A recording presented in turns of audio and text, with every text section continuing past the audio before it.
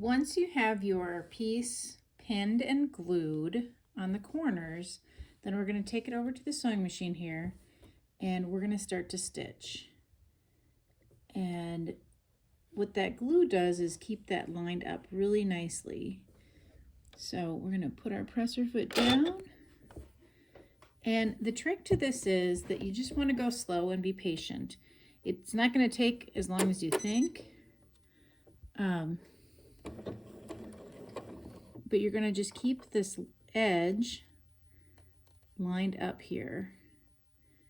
And if you can see, the purple below is just right on the edge. And it's going to pucker a little bit. That's okay. We're just going to go real slowly, keeping it lined up. That pin in the middle is going to help us keep the edge nice and close together. And, you know, like I said, you see I'm going really slow. There's no rush. I know you got to do 8 of each color of these, but, you know, just do a couple every day, and in a few days you'll have them all done.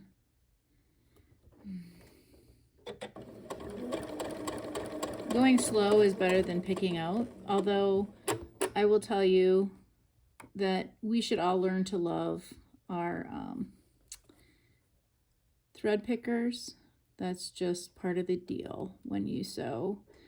And sometimes it happens that we have to pick things out.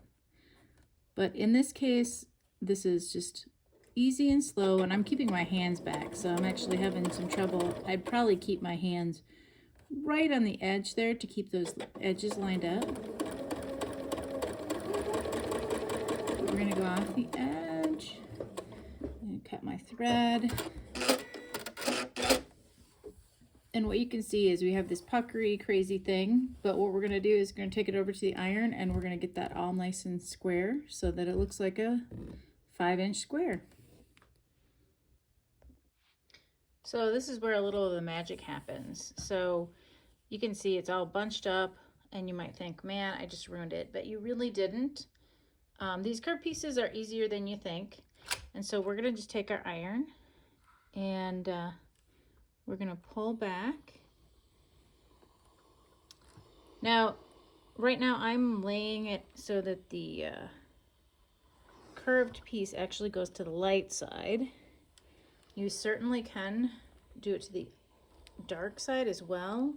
In this one, the way it's put together, it's not going to matter very much. But I will show you on the next one how we want to lay that out. But we just made that curve piece and it really is quite beautiful. If you want, we can cut this a little wider on both of these sides. If you felt more comfortable to keep your 1/4 inch on either side, we want to keep that, because what's going to happen is we're going to want to have the border fabric come right up to that edge.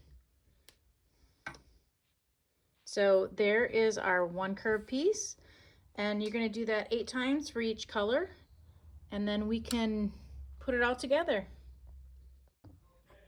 So our piece is all pressed, and on this one I actually pressed in to the dark side, and you can see it lays nice and flat. So you really can press it either way. We may talk about how we're going to nest some of the seams, but this pattern does a pretty good job. We don't have a lot of overlapping and not a lot of big bumps, so that'll be fine. So what we're going to do here is we need to square this piece up. And what you're going to want to have for this job is any ruler that gives you a diagonal line and some markers, and it obviously has to be 5 inches or bigger. And so we're going to put our 5-inch line right on there. And what I want to see is that this 5-inch mark, if you can see that, is right giving me a 1/4 inch edge, so that's our seam allowance. So that's all going to be taken in on the sewing machine when we get to the end. So this one, like I said, we gave ourselves a little bit extra just so that it can build some confidence. But we're going to trim this off.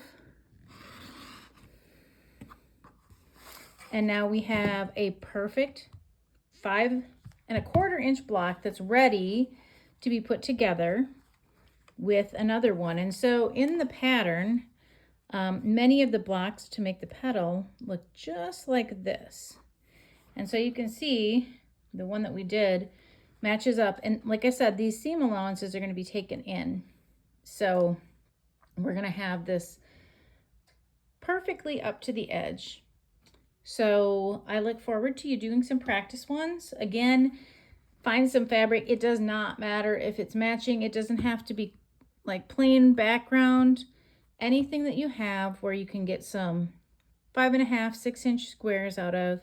Do some cutting with your templates and experiment with those.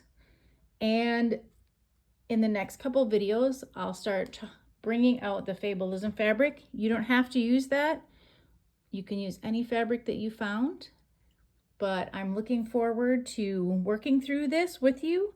And again, if you master the curve piecing, you're gonna be so excited because it opens up a whole bunch of opportunities for your quilting.